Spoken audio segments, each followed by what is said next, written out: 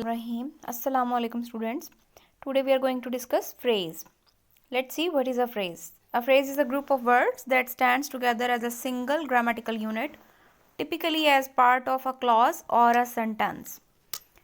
Phrase दो या उससे ज़्यादा अल्फाज का ऐसा मजमुआ है जो कि एक सेंटेंस या क्लॉज का हिस्सा होता है. A phrase does not contain a subject and verb and consequently cannot convey a complete thought. किसी भी phrase में subject और verb mention नहीं होते. That's why ये sentence का या जुमले का सही मतलब नहीं समझा सकता. Let's see its definition again. A group of words that stands together as a single grammatical unit and does not contain a subject and verb. Here some examples are given below. इसमें कुछ जो हैं वो phrase की types को जो है वो उन्होंने हाईलाइट किया हुआ है. Let's see. Fourth, hostile newspapers are more dangerous than 1,000 bayonets. इसमें जो है वो 4 हॉस्टाइल न्यूज़पेपर्स, ये जो 3 अल्फाज का मजमुआ है, ये एक फ्रेज है जो कि अकेला तो कोई भी मतलब. फिर है an army marches on it's stomach. अब ऑन इट्स स्टमक को उन्होंने हाईलाइट किया हुआ है और ये जो है एक फ्रेज है. फिर England is the nation of shopkeepers. Of shopkeepers एक फ्रेज है जो कि अकेला कोई मतलब नहीं दे रहा. इसमें उन्होंने इसकी टाइप्स को जो है वो हाईलाइट किया हुआ है, but let's talk about the types first. First type is adjective phrase. An adjective phrase is a group of words headed by an adjective that modifies a noun. In these examples, the adjective phrases are shaded and the head adjective is in bold. Dexter had noticeably evil eyes. Here the adjective phrase modifies Dexter. Adjective, जैसे कि हमने parts of speech में पढ़ा है, adjective जो है वो किसी भी नाउन की तारीफ करता है या उसकी कोई बैड या गुड क्वालिटी बयान करता है, उसको एडजेक्टिव कहते हैं, कैसे वर्ड को.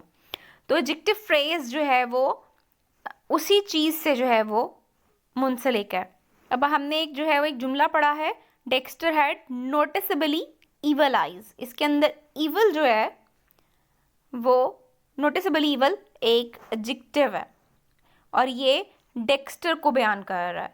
ठीक है. मॉडिफायर जो होता है वो एडवर्ब या एडजेक्टिव को बोलते हैं जो कि किसी भी नाउन की जो है वो पर्सनालिटी को बयान करें.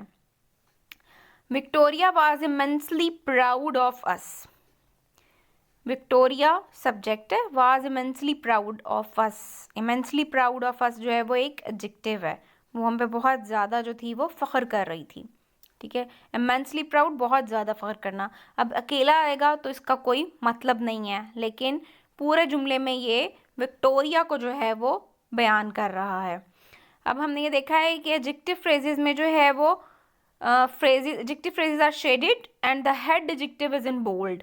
अब इसके अंदर जो है वो इवल और प्राउड, जैसे कि दोनों जुमलों में आपको पता चल गया होगा कि बोल्ड करके दिया गया है, तो ये एडजेक्टिव है और उसके साथ वाले जो अल्फाज हैं वो उसके साथ मिलकर एडजेक्टिव फ्रेज बना रहे हैं.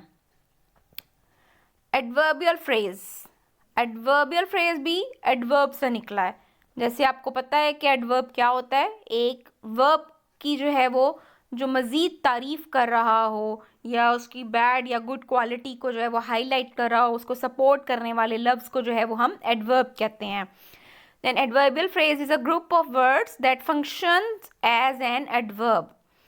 Adverbial phrase जो है वो एक ऐसे ग्रुप ऑफ वर्ड्स को कहते हैं जो कि एडवर्ब के तौर पे काम कर रहे होते हैं किसी भी सेंटेंस में. For example, he sings in a low register. अब इसमें इन अ लो रजिस्टर जो है वो वर्ब को मॉडिफाई कर रहा है, मज़ीद बयान कर रहा है. आपका वर्ब क्या है? Sings. As it is headed by the preposition in, this adverbial phrase is also a prepositional phrase. तो इसको हम prepositional phrase के तौर पे भी ले सकते हैं और adverbial phrase भी है. Luckily for us, we arrived just in time. Luckily for अस, ये जो है एडवर्बियल फ्रेज है। अगर आपको याद हो तो हमने जब एडवर्ब वाला पोर्शन किया था, टॉपिक किया था, तो उसमें हमने पढ़ा था कि मोस्ट ऑफ द टाइम जो एडवर्ब्स होते हैं वो एल वाई पर ख़त्म होते हैं।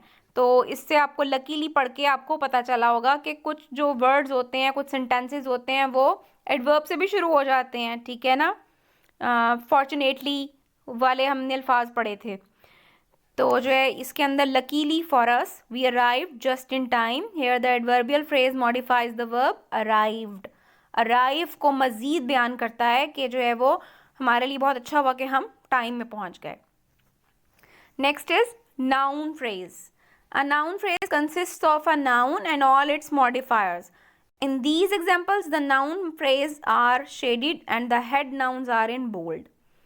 अब नाउन फ्रेज जो होता है वो उसके अंदर एक नाउन होता है और उसके सारे मॉडिफायर्स होते हैं। मॉडिफायर्स का अब आपको पता चल गया कि एडजेक्टिव हो गया या एडवर्ब हो सकता है, ठीक है जी। How much is that doggie in the window, here the head noun is doggie, that is a modifier and in the window is also a modifier. अच्छा जी, नेक्स्ट है you can tell a lot about a fellow's character by his way of eating jelly beans. अब इसके अंदर his way of eating jelly beans noun phrase है। Way जो है वो उस करेक्टर का जो है वो नाउन है, ठीक है ना, उसको बयान कर रहा है मज़ीद। हिज वे उसके खाने का तरीका, इसमें हमें जो है वो किसी करेक्टर का नाम नहीं बताया गया, लेकिन उसके तरीके को जो है वो उन्होंने बयान कर दिया है कि किसी भी आप करेक्टर को उसके जेली बीन्स खाने के तरीके से जो है वो पहचान सकते हैं, ठीक है, उसके बारे में बता सकते हैं। नेक्स्ट जो है वो here the modifier of eating jelly bean is a prepositional phrase functioning as an adjective describing way, ठीक है। The prepositional phrase itself contains the gerund phrase eating jelly beans. So this simple noun phrase has an embedded phrase that itself has an embedded phrase. देखिए phrase के अंदर भी phrases होते हैं, जैसे कि हमने ऊपर एक जुमला पढ़ा है his way of eating jelly beans। इसके अंदर जो है वो हमने जो है वो नाउन फ्रेज में ये लफ्ज़ पढ़ा, जुमला पढ़ा है his way of eating jelly beans, और इसके अंदर विद इन द फ्रेज एक और फ्रेज है of eating jelly beans जो कि एक जीरेंट फ्रेज है, ठीक है, ईटिंग को बयान कर रहा है। So this simple noun phrase has an embedded phrase that itself has an embedded phrase. As you can see the term phrase has a broad scope. Remember that a phrase is any group of words that function as a single unit.